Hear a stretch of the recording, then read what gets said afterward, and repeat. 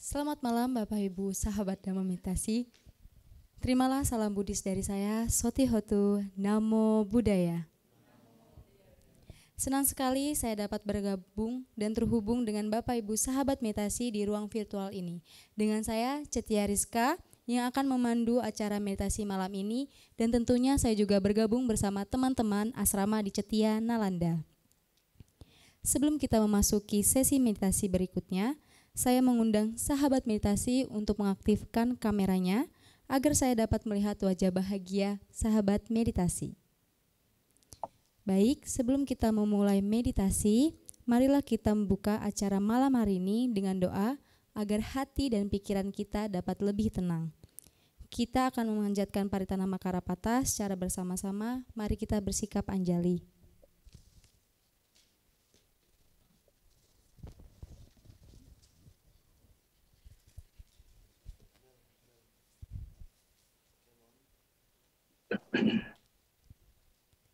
Arahang sama sambuddho bhagawa buddhang bhagawantang abhiwademi. Swakato bhagavata dhammo dhammang namasami.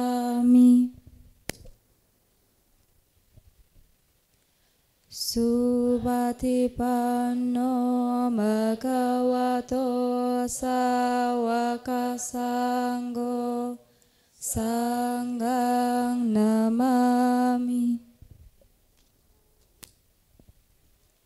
Sabe sata bhavantu sukhitata. Semoga semua makhluk hidup berbahagia. Sadu, sadu, sadu.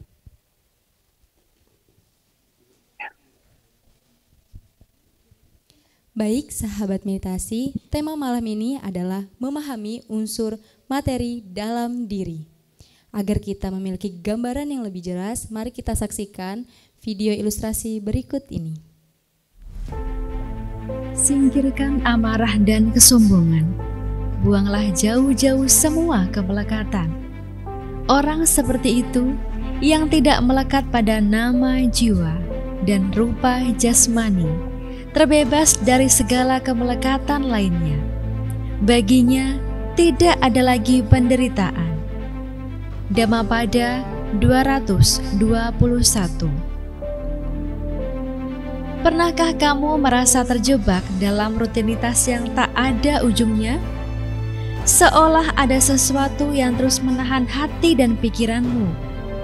Kamu ingin bebas, ingin bahagia, tapi selalu ada yang mengikat. Mengapa kita selalu ingin lebih? Takut kehilangan? Marah saat harapan tak tercapai? Inilah kemelekatan. Akar dari banyak penderitaan dalam hidup kita. Dalam ajaran Buddha, kemelekatan mempengaruhi semua unsur kehidupan. Tubuh, perasaan, persepsi, bentukan batin, dan kesadaran kita melekat pada penampilan, pada citra diri, dan pada rasa senang dan sedih yang datang dan pergi. Kita menilai hidup dari keinginan, bukan dari kenyataan. Dan ketika harapan tak terpenuhi, yang muncul hanyalah kekecewaan. Kesadaran pun menjadi kabur. Kita tak pernah benar-benar puas. Lalu, bagaimana cara melepaskan semua ini? Mari mulai perjalanan menuju kebebasan batin. Belajar untuk hidup lebih ringan, lebih sadar, dan lebih damai bersama Nalanda Mindfulness Class. Demikian video ilustrasi terkait tema kita pada malam hari ini.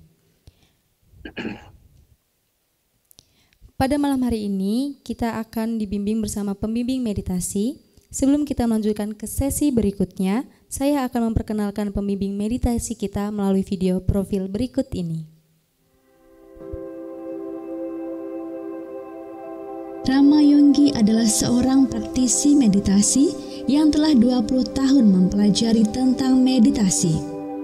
Beliau lahir di Serang pada 10 Mei 1949 yang lalu. Saat itu, beliau mengenal meditasi dari seorang guru yoga, Swami Siwananda, dan kemudian melanjutkan latihan meditasinya pada Biku Caluwai Sujiwo di Wipasana Graha Lembang. Setelah itu, beliau melanjutkan pelatihannya ke meditasi Goenka.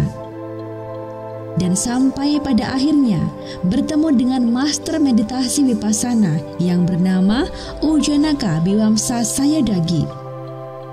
Rama Yonggi juga menjadi murid Kapia beliau di Myanmar. Dengan berlatih meditasi, beliau berharap agar semua umat Buddha mempunyai keyakinan yang tinggi terhadap Buddha Dhamma dan dapat mengerti Dhamma dengan lebih mendalam. Dan saat ini, beliau tinggal bersama keluarga tercinta di Tambora, Jakarta Barat. Ya, beliau adalah Romo Yongki yang selalu semangat membimbing kita dalam praktik meditasi.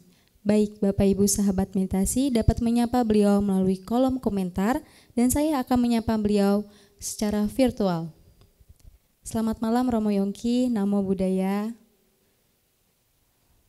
Selamat malam Cetya Rizka. Bagaimana Romo Suki kabarnya Hontu, pada malam hari ini? Baik. Di sini hujan besar ya. Baik Romo, Ya, semoga hujan senantiasa lebat. sehat dan bahagia ya Romo. Baik Romo, selanjutnya kami persilakan untuk menyampaikan materi dan memandu meditasi pada malam hari ini.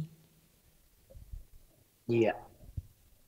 Baik, sebelumnya mari Ibu Bapak sekalian dan sahabat-sahabat meditasi kita dahulukan dengan memuji nama Guru Agung kita, yaitu Sang Buddha, dengan membacakan Wandana. Namo tassa bhagavato arahato samma sambuddhassa. Namo tassa bhagavato arahato samma sambuddhassa. Namo tassa bhagavato arahato samma sambuddhassa. Ya, terpujilah Sang Bhagawa, Sang Buddha, Namo Buddhaya. Ya, sekali lagi selamat malam. Suki Hontu, Namo Buddhaya. Semoga semuanya sejahtera dan senantiasa berkah adanya. Baik, kita sama-sama sudah melihat pada tayangan ilustrasi untuk tema malam hari ini, yaitu memahami unsur-unsur materi dalam diri, yang tadi sudah sangat jelas, bahkan melampaui dari unsur-unsur materi. Di situ ada unsur mental kita, ada unsur perasaan, ada persepsi, ada pikiran, dan ada kesadaran.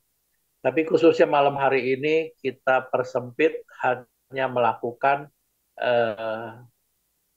memperhatikan bagaimana kita memahami unsur-unsur materi dalam diri kita.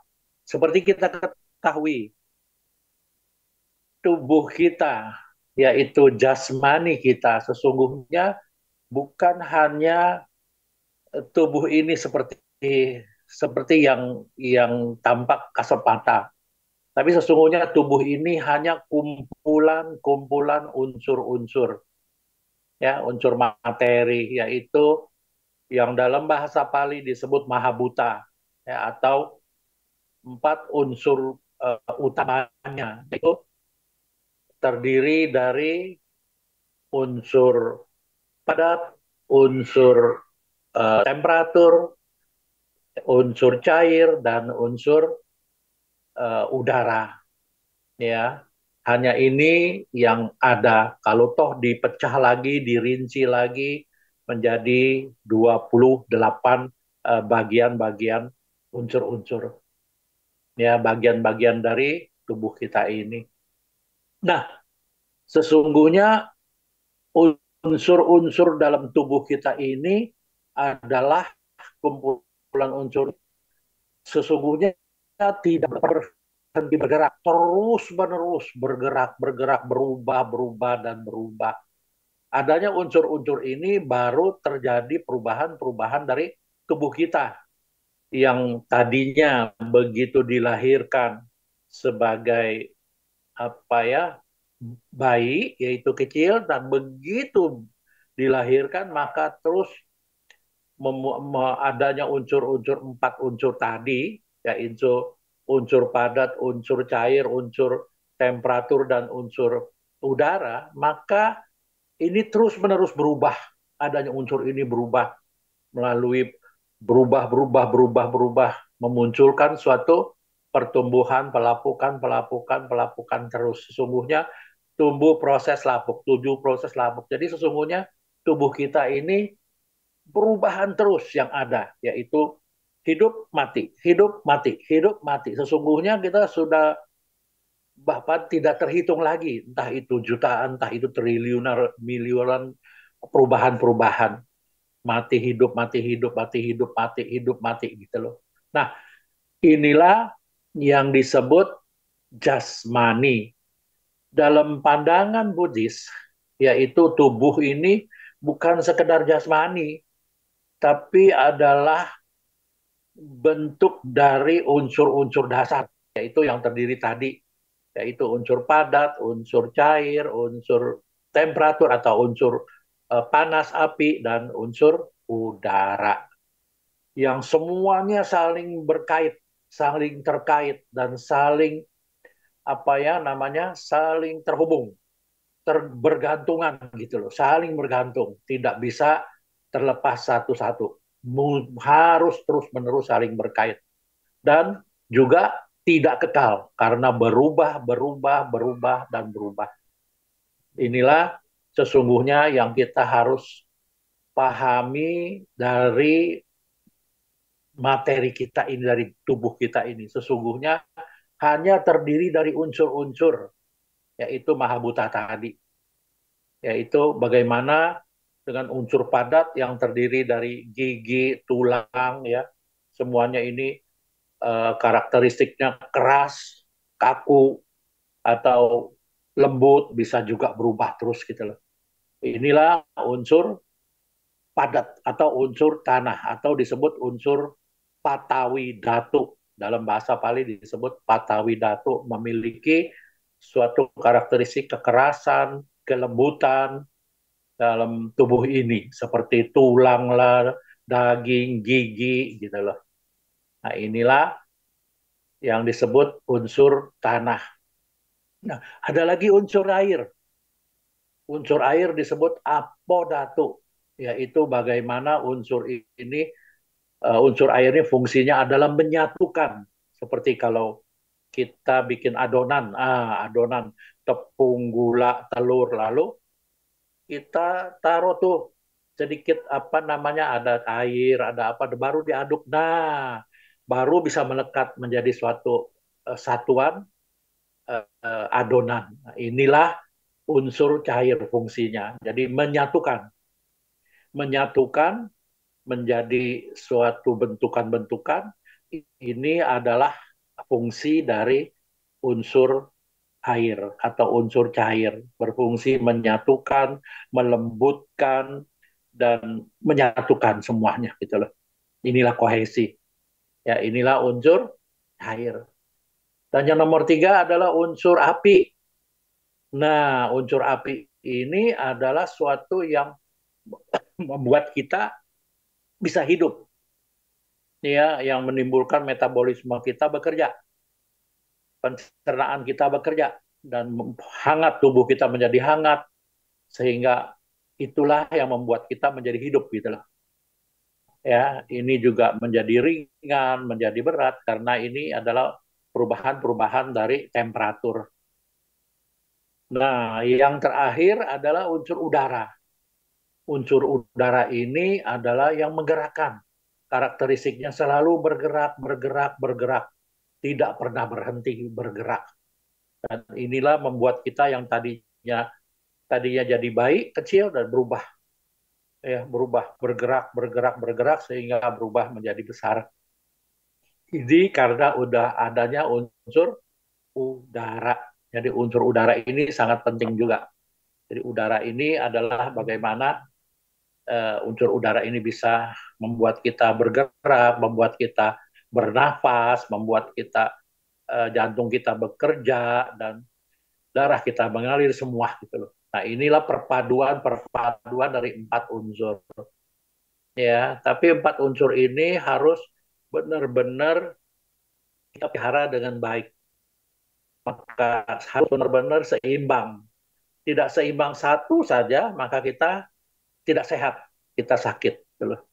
Nah, ini adalah sesungguhnya yang harus kita pahami dari materi dari dalam diri kita ini hanya terdiri dari unsur-unsur. Saya kira cukup untuk malam hari ini sebagai ulasan untuk memasuki meditasi. Tapi sesungguhnya kalau kita lakukan dengan nanti kita berlatih meditasi, maka kita lebih mengetahui, lebih memahami, dan lebih jelas bahwa semua materi ini hanya terdiri dari unsur-unsur 4 tadi. Ini perubahan-perubahannya juga terus-menerus berubah-berubah karena ada unsur udara. Kita bisa hangat, kita bisa dingin, ini karena ada unsur temperatur. Kita bisa membentuk suatu tubuh kita seperti ini, kita tahu, maka itu ada unsur cair. Dan kita juga bisa duduk atau bisa kaku begini, ini ada unsur padat. Jadi sesungguhnya masing-masing mempunyai fungsi, masing-masing mempunyai karakteristik, masing-masing mempunyai keseimbangan dari yang 4. Ini harus benar-benar seimbang. Tidak boleh lebih, yang satu lebih atau satu kurang, ini maka kita tidak sehat, kita sakit. Ya, jadi sesungguhnya yang kita perlu pahami adalah bagaimana dalam diri kita, tubuh kita ini benar-benar hanya terdiri dari unsur-unsur yang tidak kekal, terus-menerus berubah, masing-masing mempunyai fungsi, dan benar-benar segala sesuatunya di dalam jasmani kita hanya terdiri dari unsur-unsur dasar, yaitu 4 unsur yang disebut dalam bahasa Pali Mahabhuta. Ya, nah seperti ini. Baik, saya kira cukup, dan nanti kalau setelah kita berlatih meditasi, maka kita bisa saling membahasnya lagi. Ya, baik. Saatnya kita memasuki latihan meditasi, dan untuk durasinya silahkan host kita, yaitu Dek Cetia Rizka, silahkan untuk mengatur durasinya, saya serahkan. Dan baik, dimulai dari sekarang.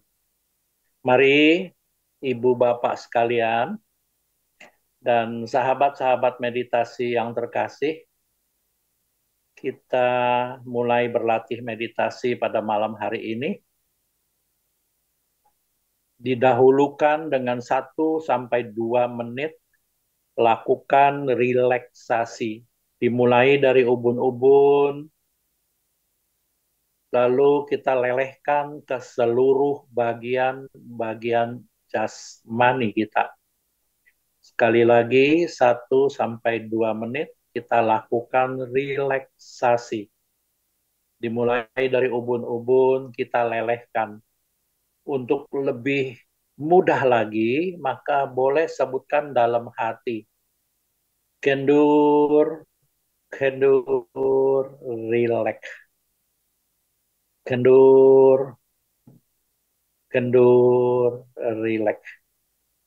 Mari ambil sikap duduk yang baik, lalu perlahan-lahan Lakukan relaksasi sambil menyebutkan dalam hati, kendur, kendur, rileks.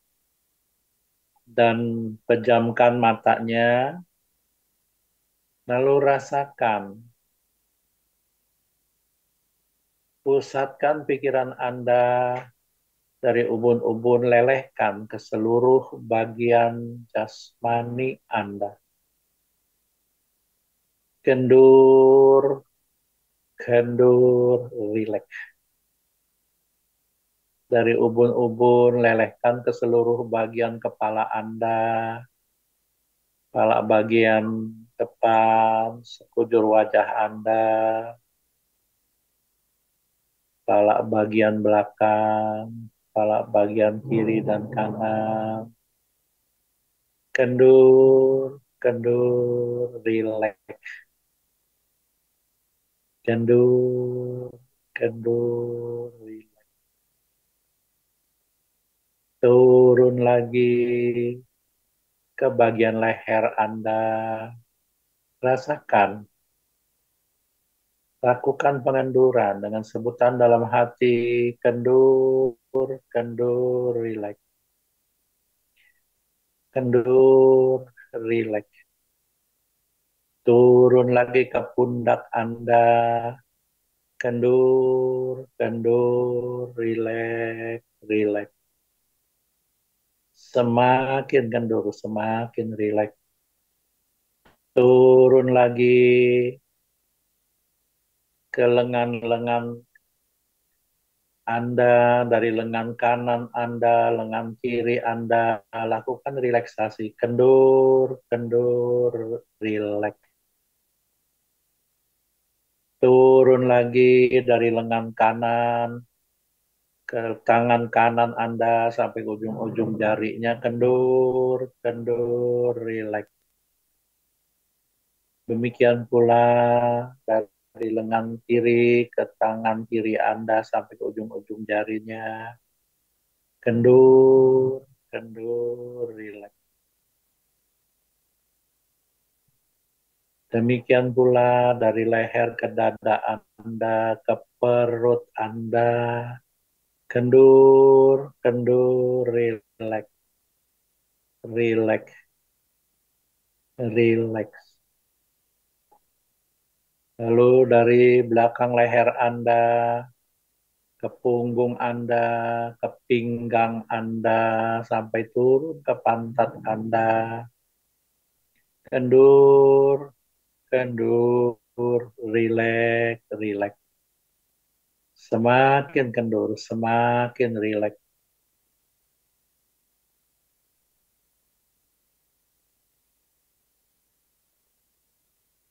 Ini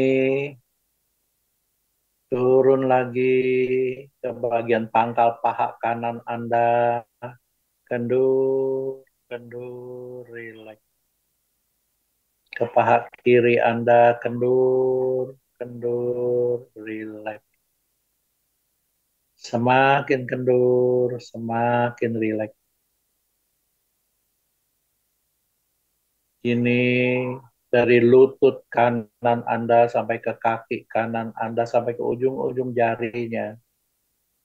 Demikian pula dari lutut kiri ke kaki kiri Anda sampai ke ujung-ujung jarinya. Semua dalam keadaan sangat kendur, sangat rileks, dan sangat nyaman. Kendur, kendur, rileks, rileks.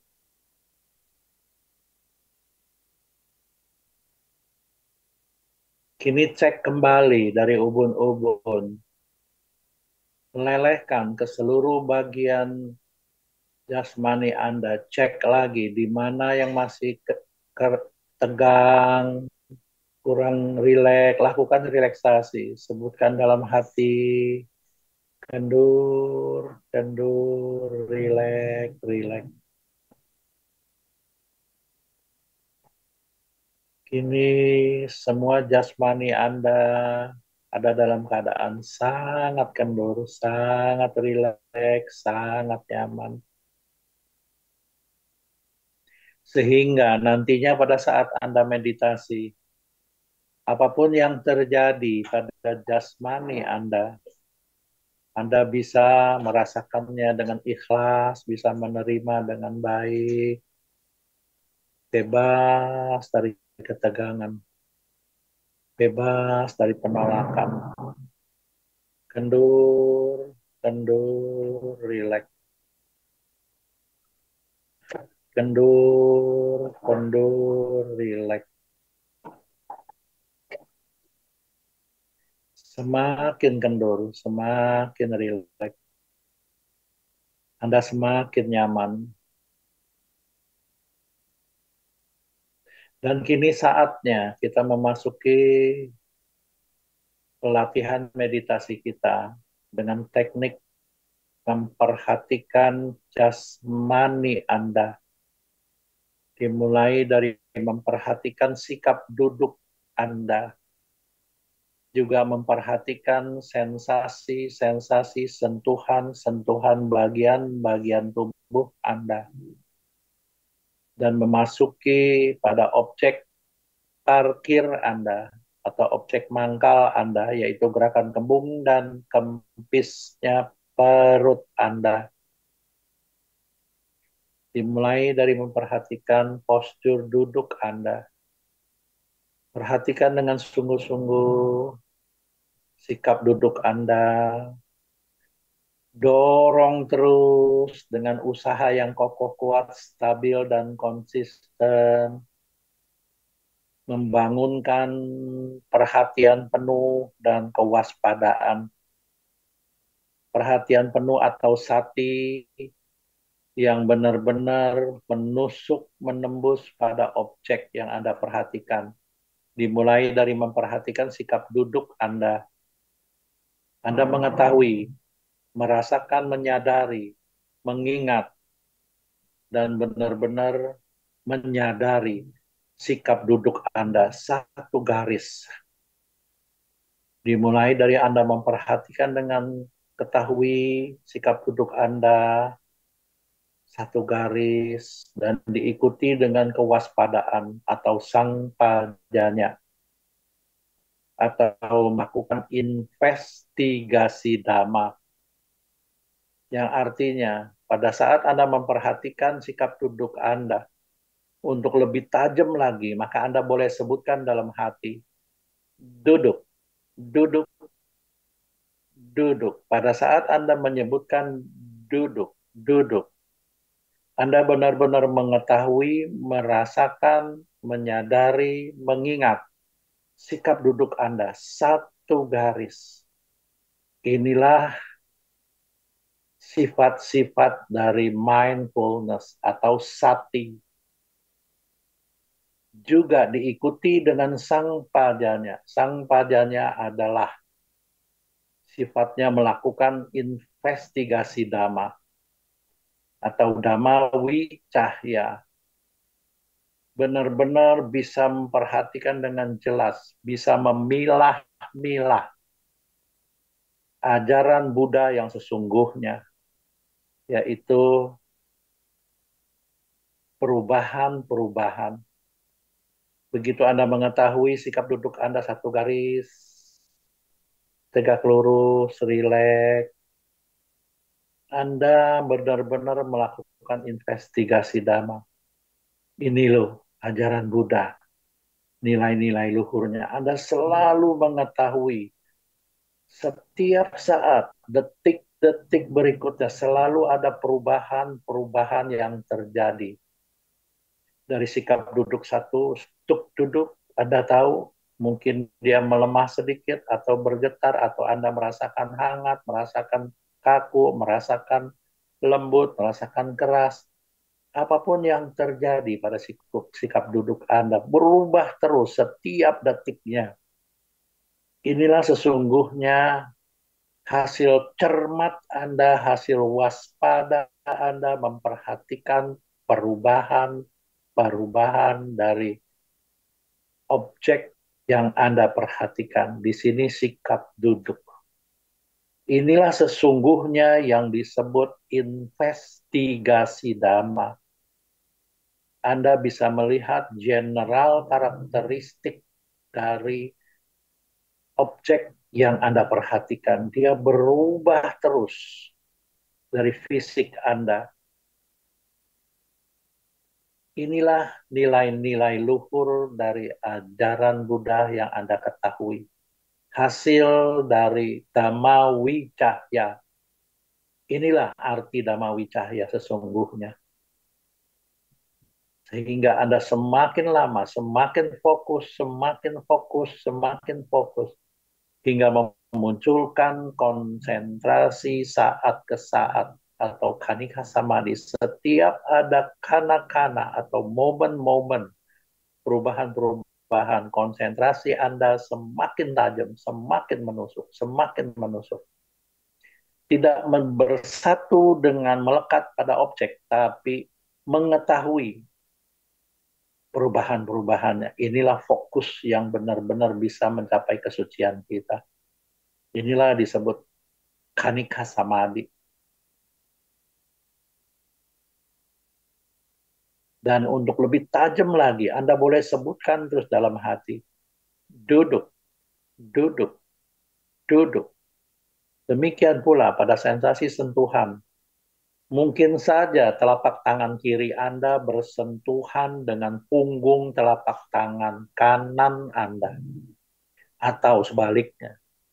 Atau mungkin saja pantat Anda yang bersentuhan dengan alas duduk yang Anda duduki.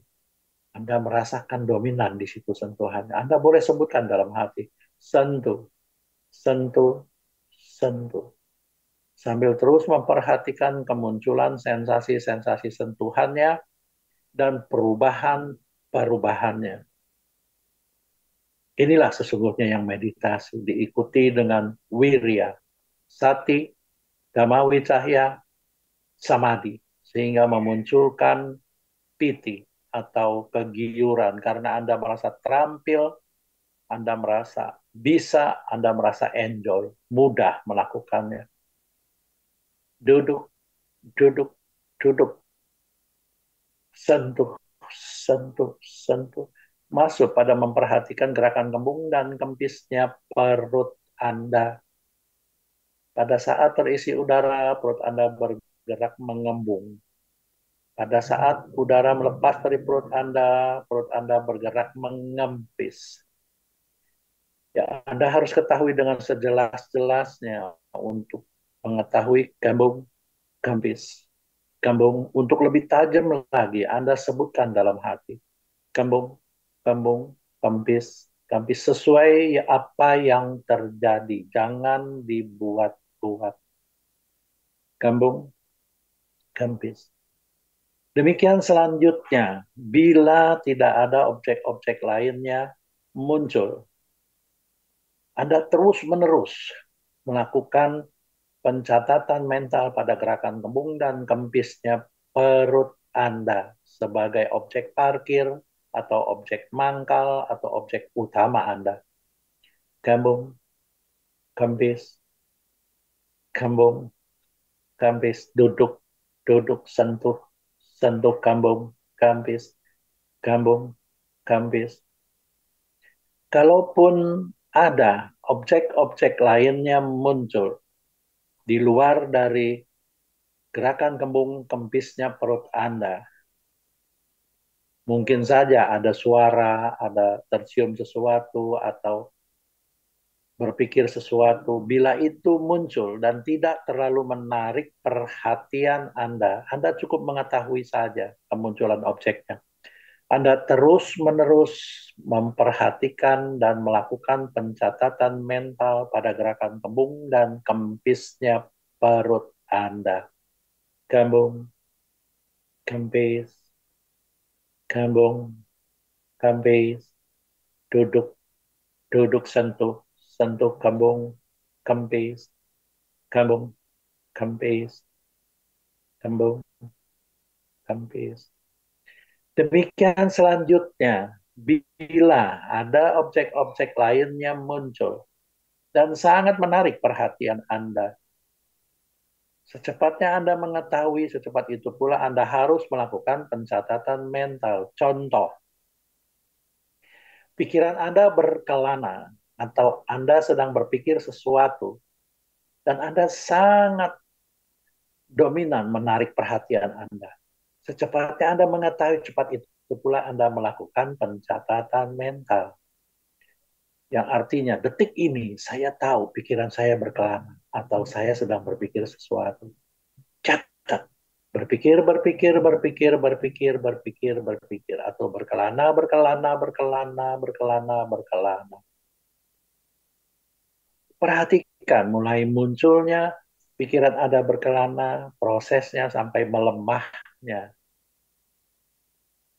Selanjutnya, bila Anda ingat kembali adanya gerakan kembung dan kempisnya perut Anda sebagai objek parkir Anda, maka kembali lagi. Kembung, kempis, kembung, kempis, kembung, kempis, kembung, kempis. Demikian selanjutnya yang Anda harus hati-hati bila muncul 5 perintang batin Anda. 1. Munculnya keinginan-keinginan sensual. Ingin menggerakkan kaki, ingin enak. Kalau ini tidak enak, saya harus menggerakkan ini, gitu loh. Itu harus diketahui. Demikian yang nomor 2. Bila muncul penolakan, aduh, begini tidak enak, saya harus begini. Perhatikan, bila muncul ini, Anda juga harus benar-benar jelas mengetahui kemunculannya. Ketiga, muncul rasa lelah, capek, dan ngantuk. 4, munculnya rasa gelisah, takut, cemas, khawatir, dan penuh penyesalan. 5, munculnya rasa ragu-ragu. Bila salah satu muncul dan sangat dominan menarik perhatian, Anda harus melakukan pencatatan. Contoh, muncul rasa gelisah. Perhatikan, muncul proses lenyapnya. Catat dalam hati. Gelisah, gelisah, gelisah, gelisah, gelisah, gelisah. Yang artinya Anda benar-benar menyadari, mengetahui, merasakan, mengingat detik ini saya gelisah. Mulai muncul rasa gelisah, prosesnya sampai melemahnya. Pada saat melemah, Anda ingat kembali adanya gerakan kembung dan kempisnya perut sebagai objek parkir Anda. Maka spontan kembali lagi. Kembung, kempis, kembung, kempis, kembung, kempis, kembung, kempis, kembung, kempis, kembung, kempis, kembung, kempis.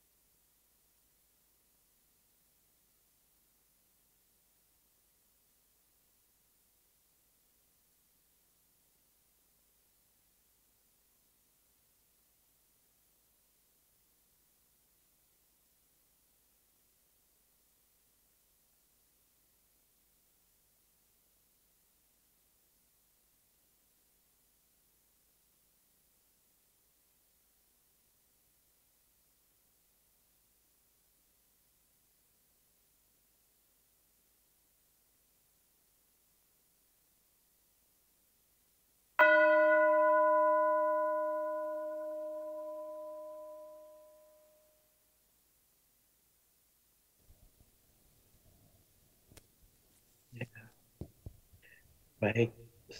Sabe sata awantu sukitata. Semoga semua makhluk hidup berbahagia. Meditasi selesai. Ya, baik. Waktu dan tempat saya kembalikan kembali pada host kita, Cetia Rizka. Silahkan untuk sesi tanya jawab atau apa ada yang ingin dibahas, silahkan. Terima kasih Romo Yongki atas bimbingan meditasinya. Selanjutnya kita akan masuki sesi tanya jawab. Saya persilahkan Bapak Ibu sahabat meditasi untuk mengajukan pertanyaan melalui kolom komentar, atau jika ada yang ingin membagikan pengalaman meditasi, saya persilahkan. Baik Romo, ini ada pertanyaan pertama dari Saudara Canda. Izin bertanya Romo, bagaimana kita memahami unsur materi dalam diri kita dapat membantu meningkatkan kesadaran dan kebijaksanaan dalam kehidupan sehari-hari? Silakan Romo memberikan ulasannya. Terima kasih. Baik, luar biasa pertanyaannya, ini sangat bagus ya, sangat mengena dengan tema malam hari ini, memahami unsur materi dalam diri. Artinya sesungguhnya pada saat kita bermeditasi maka kita sangat merasakan sekali tentang unsur-unsur yang mendukung atau terdiri dari unsur-unsur ini pada jasmani kita. Itu sangat kentara sekali. Contoh, pada saat kita duduk bermeditasi, begitu kita memejamkan mata, kita memperhatikan postur duduk saja, maka kita sudah tahu, nih loh, bahwa sesungguhnya pada saat kita duduk ini, kita benar-benar mempunyai unsur padat, gitu loh. Bahwa dengan ada unsur padat, maka kita bisa duduk, gitu loh. Kita keras nih. Lalu membentuk tubuh kita, maka itu ada unsur yang menyatu, unsur yang membuat adonan menjadi tubuh kita, yaitu unsur cair atau unsur air. Dan yang membuat kita bisa menjadi ringan, bisa duduk begini karena adanya unsur gabungan udara dan unsur api. Ya, unsur temperatur, kita menjadi hangat, kita menjadi duduk bisa. Kalau unsur hangatnya hilang saja atau unsur udaranya hilang saja, maka kita nggak bisa duduk, jatuh gitu loh, kita mati gitu loh. Nah inilah bahwa dengan cara bermeditasi kita sangat mudah sekali memahami bahwa jasmani kita ini hanya unsur-unsur yang menopangnya gitu loh. Ini loh jasmani saya nih, seperti ini gitu loh. Yang selalu tidak kekal, selalu berubah dan berubah. Setiap detik gitu loh. Nah inilah cara yang paling mudah gitu loh. Demikian juga dengan yang lainnya, pada saat kita memperhatikan gerakan kembung kempis, maka di situ juga sudah kita mengetahui pada saat bergerak kita mengetahui ada unsur gerak. Ini loh unsur unsur wayodatu atau unsur udara. Demikian juga pada saat bergerak, peluk mengembung, diam. Nah keras tuh. Nah, itu unsur patawi. Terus membentuk bulatan, maka itu adalah unsur cair. Nah di situ ada rasa hangat, ada rasa bentuknya ada rasa hangat, panas. Nah itu adalah unsur temperatur atau tejo datu. Jadi sesungguhnya kita sangat mudah sekali memahaminya dengan adanya kontemplasi pada jasmani ini, gitu loh. Nah inilah tema malam hari ini yang sangat bagus sekali, karena sesungguhnya dengan kita ada tema begini, yaitu memahami unsur materi dalam diri kita ini, maka kita sudah mengetahui, tapi harus diikuti dengan pengembangan batin kita, yaitu meditasi. Demikian. Baik Romo, terima kasih atas ulasan dan jawaban yang diberikan. Nah Romo, di sini ada teman kita dari Cetia Nalanda juga ingin bertanya Romo tentang tema pada malam hari ini. Baik, baik, silahkan, silahkan.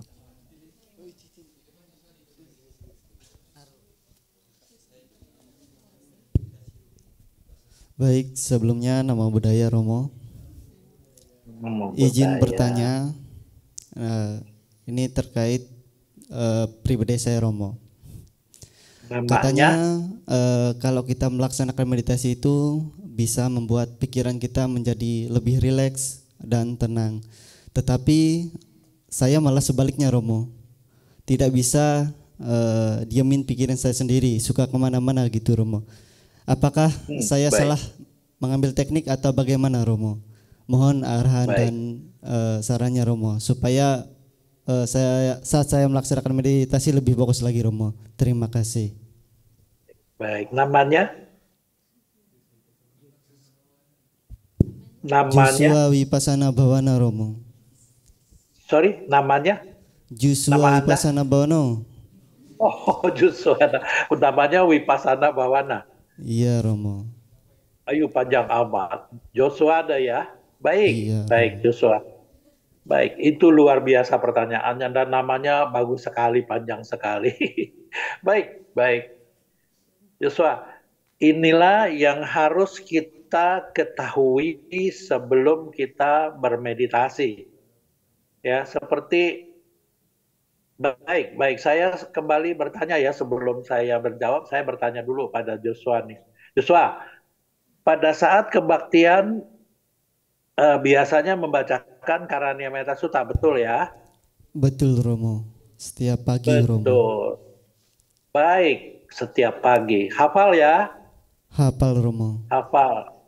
Perhatikan, kenapa kita bisa menjadi pikirannya selalu mengembara atau macam-macam tidak tenang begitu ya pada saat meditasi, begitu kan pertanyaannya ya? Baik. Iya Romo, coba ingat-ingat. Baik, coba ingat-ingat pada saat membaca Karania Metta Sutta. Ada satu ayat yang berbunyi Teitan carani sinowa saya noa yawatasa wetamido. Betul kan? Betul. Coba sambung, Joshua. Betul Romo. Coba bacakan.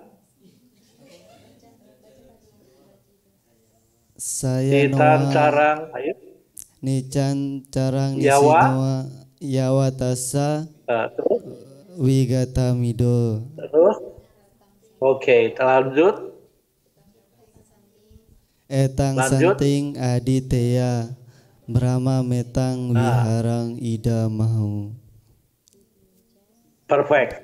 Lanjut Romo. Sekarang sudah tahu artinya ya? Sudah tahu artinya ya?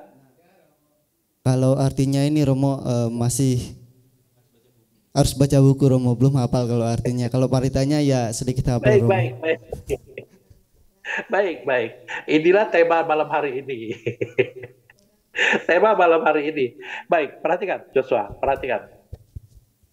Memahami unsur materi dalam diri. Perhatikan. Yang Joshua rasakan pada saat meditasi itu sering-sering tidak menjadi tenang. Karena menggembaranya pikiran-pikirannya, betul ya? Sering mengembara pikirannya kan ya? Jadi tegang, jadi apa? Karena tidak memahami yang dibaca tadi gitu loh.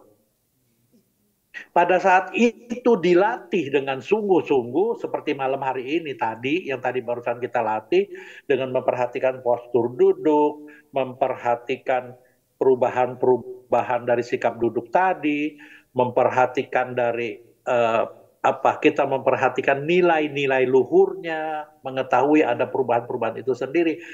Kalau kita fokus, kalau kita merasa terampil, terus-menerus kita memperhatikan, kita bersuka cita, bersungguh-sungguh mempunyai animo, mempunyai sukacita, gembira melakukan meditasi itu, maka otomatis kita menjadi tenang. Begitu tenang, maka kita bisa memahami otomatis dengan sendirinya, bukan hanya memperhatikan sikap duduk kita, tapi semua perubahan-perubahan dari unsur materi dan unsur batin kita, perasaan, ingatan, pikiran, dan kesadaran, itu semua kita bisa melakukan investigasi dhamma. Sehingga kita menjadi terampil, munculnya piti, kita menjadi tenang, munculnya patawi, sehingga memunculkan tenang seimbang. Apapun yang terjadi pada objek-objek yang kita sukai apa tidak sukai, kita tidak terobsesi. Kita menjadi tenang, menjadi sangat mudah, menjadi sangat piawai melakukannya. Pada saat itu, maka kita tidak lagi terobsesi dengan rasa sakit, rasa tidak suka, rasa senang, rasa apapun tidak. Kita hanya benar-benar terampil, enjoy, fokus, dan seimbang. Itu caranya, Joshua. Bisa diterima ya? Baik Romo, bisa. Terima kasih Romo. Udah enggak nih? Ini dia caranya. Jadi caranya adalah benar-benar kita berlatih meditasi dengan sungguh-sungguh, tapi dengan enjoy. Kenapa? Sebelumnya kita memasuki latihan meditasi ini, pertama-tama 1-2 menit kita melakukan relaksasi. Agar kita menjadi rileks, agar kita menjadi kendur, agar kita menjadi enjoy. Ikhlas menerima segala apapun pada jasmani kita. Dengan demikian, maka Joshua bisa merasakan pada saat meditasi itu lebih mudah, lebih tenang, lebih terampil, lebih fokus, dan lebih seimbang. Demikian. Gampangnya mudah ya? Mudah nggak? Saya belum mencoba Joshua? Romo. Saya akan mencobanya Romo. Baik. Sadu. Jumat depan semoga kalau terkondisi bagus, saya berkunjung ke Nalanda, ke kampus. Ya. Baik Romo. Kita latihan Terima bersama. kasih, Romo. Baik. Oke, baik Romo, terima kasih atas jawaban yang diberikan. Di sini masih ada yang ingin bertanya lagi, Romo. Silakan. Ya, silakan.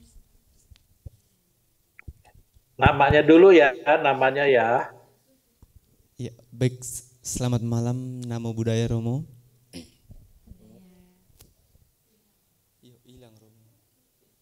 Sebutin namanya dulu. Oh iya Romo, perkenalkan nama saya Murdiono. Murdiono, wah Iya. ini dia Murdiono. Saya ingin bertanya Romo terkait dengan meditasi. Pertanyaannya ini cukup simpel saja Romo. Apa tuh? Beberapa kali saya melakukan meditasi kan menggunakan waktu. Jadi ketika saya menggunakan waktu meditasi, malahan pikiran saya itu bukan menjadi tenang atau konsen, malah memikirkan waktu. Kapan selesai waktunya ini? Itu jadi pikiran saya itu fokus ke waktu itu, Romo. Begitu juga yang saya rasakan ketika meditasi pada saat ini. Jadi pikiran saya itu lebih mengarah ke waktu. Kapan sih selesainya? Nah, pertanyaan saya di sini tuh bagaimana sih ketika kita meditasi menggunakan waktu supaya pikiran kita itu tidak mengarah ke waktu itu, tapi kita bisa memfokuskan pikiran kita. Begitu saja, Romo. Baik, sebelum saya jawab, saya juga bertanya. Dek Murdiono, saya mau bertanya, sudah berapa lama meditasinya? Kalau dibilang berapa lama, saya tidak bisa menyebutkan dengan pasti, Romo. Tapi kadang-kadang juga misalnya dalam 1 minggu ada 2 kali saya meditasi, 1 kali juga Romo, gitu, iya. Baik. Tapi kalau Jadi saya 1 menggunakan minggu 2 kali ya, 1 minggu 2 kali ya. Iya Romo, paling lama 30 menit, 40 menit Romo. Tapi 1 minggu 2 kali. Iya Romo. Oke. Sudah terjawab. Murdiono sudah menjawab sendiri. Kenapa? Jawabannya karena kurang latihan. Kalau Mudiono melatih diri meditasi itu every day, setiap hari misalnya setengah jam saja, setiap hari setengah jam saja, every day setengah jam saja, maka 1 minggu berarti 7 kali. Betul ya? Betul, 7 Romo. kali setengah jam, betul ya? Baik. Itu untuk minggu kemudian, maka tidak ada lagi pikirannya ke waktu. Meskipun ada di style waktu gitu loh. Kenapa? Sudah terampil kalau lebih dari setengah jam baru merasakan sakit gitu loh. Ini bukan berdasarkan dari buku ya, ini pengalaman saya gitu loh. Percaya deh. Jadi jawabannya adalah Murdiono harus berlatih meditasi setiap hari. Contoh saya nih, saya masih pakai waktu. Kenapa saya masih pakai waktu? Karena mengingat saya setelah meditasi masih ada waktu yang harus saya jalankan. Misalnya bekerja, atau saya pergi kemana, atau saya ada tugas lain gitu loh. Kalau nggak ada waktu, itu bisa kejeblos gitu, keterusan, bisa sampai 1,5 jam atau 2 jam gitu loh. Gitu. Jadi ada waktu. Tapi saya nggak memikir waktu. Terus kadang-kadang waktunya udah habis kayak tadi. Dek Cetia sudah melakukan tong gitu. Saya tuh sesungguhnya masih enak gitu loh. Tapi udah kedengar ya wis gitu loh. Demikian. Jadi harus benar-benar latihan. Kenapa di luaran, maaf ya, saya tidak mengatakan apa, nggak apa-apa kalau ini terdengar oleh yang lain juga nggak apa-apa, emang ini fakta gitu loh. Yang memakai seragam seperti saya nih, itu kalau membicarakan meditasi di tempat orang itu pintar, tapi untuk berlatih sendiri nol. Itu sebagian besar. Saya berani katakan begini gitu loh. Karena kenyataan fakta gitu loh. Kenapa? Karena rata-rata menjelaskan meditasi itu semua dari buku gitu loh. Tidak dari pengalaman. Sedangkan dalam Manggala Sutta berbunyi bahu sacanca si panca. Sacanca kita belajar pariyati dari buku, dari mendengar, dari melihat orang ceramah atau apa gitu loh. Tapi si panca benar-benar melakukan bahu sacanca si panca, the experience kita, maka itu harus dari pengalaman kita gitu berlatih. Itu gitu loh. Itu saya berani mengatakan begini karena memang kenyataan fakta gitu loh. Gitu. Ya, menurut Diono jelas ya. Jadi Baik, gampang. Jadi kalau kita cuman pikirannya ke waktu, itu karena kita belum terampil. Coba kalau udah terampil, nggak pikir, kecil. Waktu bukan kita sombong ya, kecil gitu loh.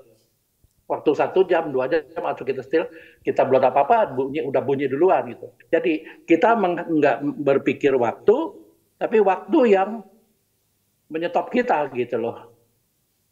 Demikian. Bisa diterima ya. Gitu loh. Nanti kita buktiin, kita pengalaman. Baik. Ya, sudah terjawab ya, gampang ya. Baik Romo, ya, silakan terima yang kasih lain. atas jawabannya. Saat ini Romo, teman-teman di Nalanda sangat antusias sekali dengan melontarkan pertanyaan. Bahkan sekarang juga ada yang ingin bertanya kembali loh, Romo. Silakan. Silakan. Selamat malam Romo Yongki, Namo Buddhaya. Namo Buddhaya. Izin perkenalkan Romo, nama saya Budiono. Mohon izin bertanya, ketika bermeditasi tetapi kondisi badan kita sedang kecapean karena satu hari misalkan kita habis banyak aktivitas begitu Romo, apakah itu bisa diatasi Romo? Maksudnya terkadang jadwal meditasi misalkan hari Jumat malam Sabtu, tapi di hari Jumat itu saya melakukan aktivitas begitu padat. Nah, ketika meditasi seringkali karena faktor kecapean tadi pikiran saya kurang begitu fokus. Nah, untuk mengatasi itu bagaimana Romo? Terima kasih. Baik. Untuk itu pertanyaan sangat bagus ya. Untuk mengatasi ini yang terpenting jadwal meditasi kita sendiri yang menentukan dengan animo yang kuat. Yaitu setiap hari. Ada satu biku. Biku ini bernama, saya sebutkan nggak apa-apa karena ini positif ya. Namanya Gunasiri. Bante Gunasiri ini, beliau sering berkata kepada saya, beliau bilang nih, Romo Yongki kalau menganjurkan kepada pemeditasi satu hari berapa jam? Saya bilang, Bante, saya sih menganjurkan satu hari 2 jam. Pagi 1 jam, malam 1 jam. Seperti yang saya lakukan gitu loh. Karena saya melakukan seperti itu.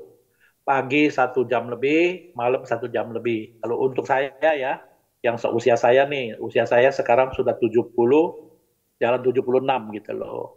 Nah, itu yang saya lakukan. Terus Bante bilang begini, Bante Gunasiri bilang, Romo Yongki terlalu lembek, gitu loh. Harus menganjurkan kepada orang itu 1 hari 3 jam. Gitu, pagi 1,5 jam, malam 1,5 jam. Jadi harus 3 jam gitu loh. Itu Bante Gunasiri yang mengatakan. Saya bilang, Bante, kan orang kan kalau model kayak saya nih, kalau orang-orang yang umat awam membutuhkan aktivitas yang lainnya lagi gitu loh. Saya masih sedikit ngeyel gitu loh. Terus Bante Gunasiri mengatakan, iya itulah terlalu lembek, mana bisa orang berhasil sih, gitu loh. Itu kata-kata Bante Gunasiri ya. Ini saya katakan begini, ini benar. Mungkin kalau di luaran ada sekarang nih ada yang dengar, itu nggak masalah gitu, karena memang fakta gitu loh. Nah, Budiono itu caranya. Kalau Budiono tiap hari melakukan hal yang intensif, berlatih meditasi, contoh 1/2 jam aja lah. Pagi 1/2 jam, malam 1/2 jam, pagi 1/2 jam, malam 1/2 jam. Itu meskipun kita merasa capek atau berasa apa, pada saat ikut misalnya sekarang lah, Nalanda Mindfulness Class ini, itu rasanya enjoy dah, percaya dah. Kenapa? Karena kita sudah mempunyai keterampilan gitu loh. Kita sudah mempunyai experience, udah mempunyai pengalaman gitu. Gitu. Nah, seperti itu.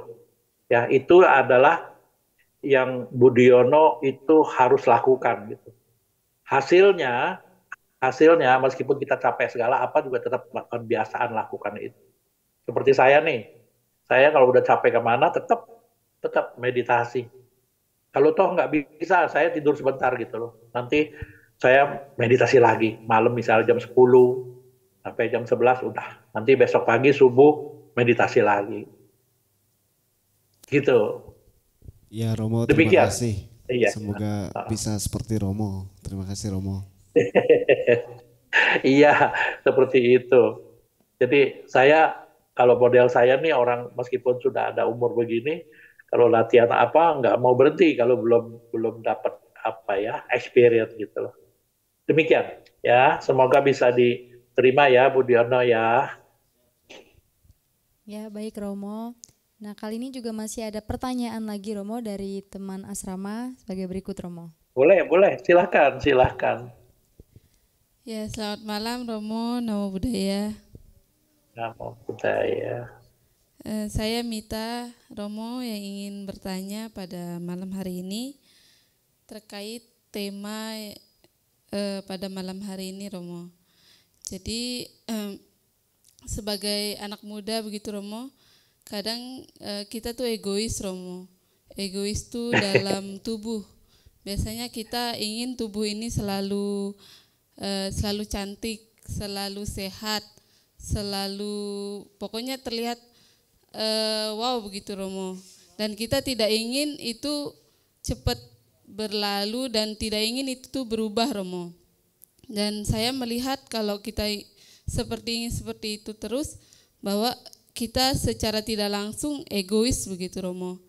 Jadi bagaimana menurut Romo supaya kita tuh nggak terlalu melekat pada jasmani ini dengan memahami 6 unsur. Mungkin Romo ada tips atau objek meditasi yang khusus begitu Romo untuk keegoisan dalam diri itu nggak terlalu banyak, tinggi lah Romo. Demikian Romo, terima kasih. Baik Mita, ini pertanyaannya luar biasa bagus, dan saya yakin pertanyaan ini juga bukan menyangkut Mita sendiri, tapi banyak semua orang seperti ini gitu. Jadi termasuk saya juga gitu loh, yang seumur saya nih sama-sama masuk gitu loh. Kenapa? Contoh, orang yang seumur saya itu selalu berpikiran, oh saya mesti olahraga, oh saya mesti jalan pagi, oh saya nih mesti begini, mesti begitu, kalau enggak nanti badan saya rusak. Demikian juga apalagi yang wanita, ya apalagi yang masih muda, itu harus benar-benar menjaga facial lah, inilah itu. Nggak apa-apa logika gitu loh. Silahkan, nggak masalah. Tapi harus punya pengertian yang jelas. Di samping kita juga merawat tubuh kita, atau mitalah merawat tubuhnya sebagai yang masih belia, masih muda, nggak apa-apa. Ya logika. Tapi harus diingat juga, di samping itu jadi kita harus balance. Sekali lagi, harus balance antara spiritual dan kehidupan sosial. Itu harus balance. Bagaimana caranya? Adalah kehidupan sosial kita lakukan dengan balance. Kita yang terpenting harus pertama-tama ada suatu ayat yang berbunyi dalam Manggala Sutta. Ayat yang pertama, bait yang pertama dan kedua. Coba bacakan. Mita masih ingat? Bait kedua dari apa Romo? Manggala Sutta. Ayat pertama dalam Manggala Sutta. Ewami sutang ekang samayang bagawa. Ya bukan? Itu mulai ada 38. Oh asewana cak balana. Ya. Itu Romo. Panditanya Ya. cak sewana. Sewana cak balana, panditana cak sewana. Gitu loh. Jadi kesimpulannya, kita tidak berasosiasi dengan orang yang kurang pantas untuk kita gauli gitu loh. Jadi kesimpulannya punya komunitas yang baik itu. Jadi pertama-tama itu. Kedua, kita mempunyai komunitas-komunitas yang bisa mengarahkan kita kepada kehidupan spiritual yang bagus. Jadi otomatis seimbang antara kehidupan di masyarakat dan kehidupan di spiritual. Itu harus yang pertama. Lalu yang kedua adalah ingat, jasmani kita meskipun kita rawat sebaik apapun, maka itu pasti berubah karena kita sadar. Jasmani terdiri dari unsur-unsur yang selalu berkaitan dan selalu berhubungan dan selalu berubah. Jadi kita sadar, apapun yang kita jaga, contoh, orang berolahraga hebat, dia masih muda gitu loh. Coba lihat, umurnya sudah bertambah aja sedikit, maka sudah berubah. Gitu loh. Demikian juga dengan tadi Mita katakan, nggak apa-apa, sekarang lakukan dengan baik. Misalnya mau facial lah, mau apapun boleh, silahkan. Asal yang terpenting seimbang antara kehidupan sosial dengan kehidupan spiritual. seimbang. Itu patokannya. Ya, demikian. Baik Romo, saya juga ingin bertanya Romo. Boleh ya, silahkan. Ya. Apakah dengan kita meditasi atau dengan objek unsur ini Romo, kita dapat membentuk karakter atau menemukan karakter baru gitu Romo dalam diri kita gitu Romo, dengan hasil setelah kita bermeditasi mengambil unsur pemahaman materi kita Romo. Terima kasih Romo. Baik, luar biasa ini pertanyaannya bagus ya. Baik, jadi artinya benar-benar kita bisa mengerti dengan jelas. Contoh, pada saat kita memperhatikan postur tubuh aja, duduk aja, kita tahu. Pada detik pertama, nggak masalah, kita nggak menyadari. Pada menit ke-10, kita mulai menyadari adanya perubahan. Dia ada perubahan sedikit lah, maka kita lakukan penegakan sedikit. Lalu pada menit ke-20, itu berubah. Pasti ada berubah. Mungkin kesemutan, mungkin rasa ada kebas, ada rasa sakit, betul kan ya? Apalagi kalau udah setengah jam gitu loh. Nah, disinilah caranya untuk kita benar-benar bisa memperhatikan objek tersebut sebagai eksternal. Sekali lagi sebagai eksternal.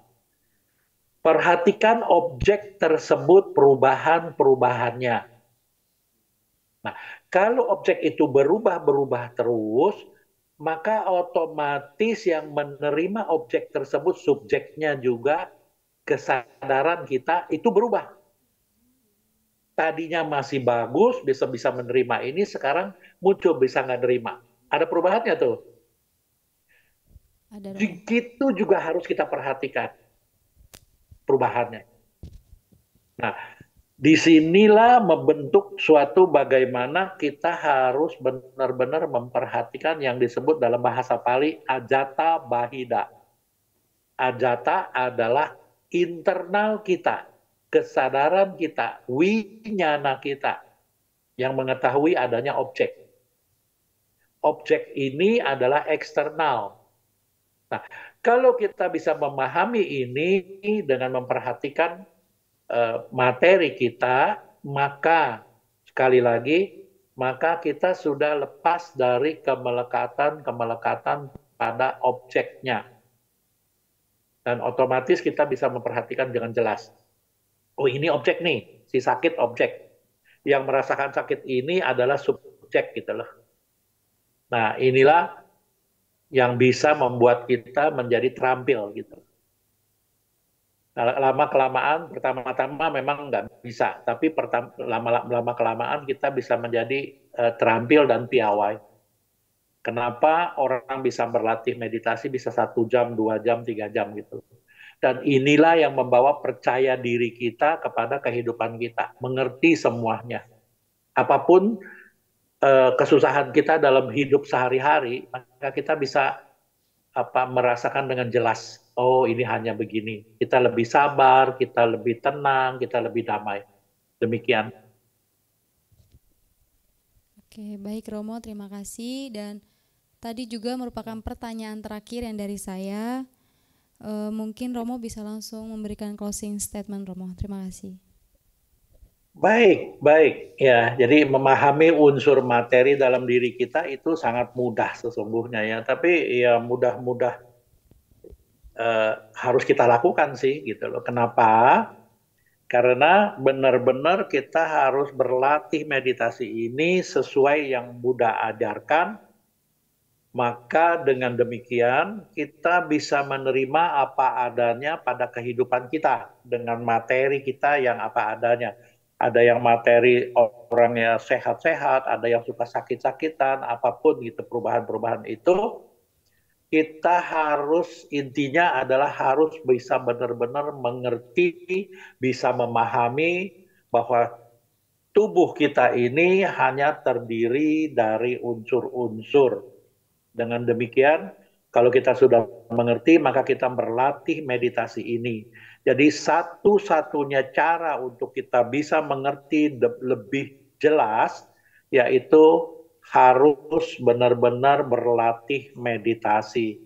Yang benar-benar kita harus berterima kasih kepada Nalanda Foundation yang sudah mengadakan Nalanda Mindfulness Class ini, sehingga kita benar-benar bisa terlatih dengan kondisi-kondisi tubuh masing-masing, dengan bisa benar-benar memahami unsur-unsur dari dalam diri kita sendiri.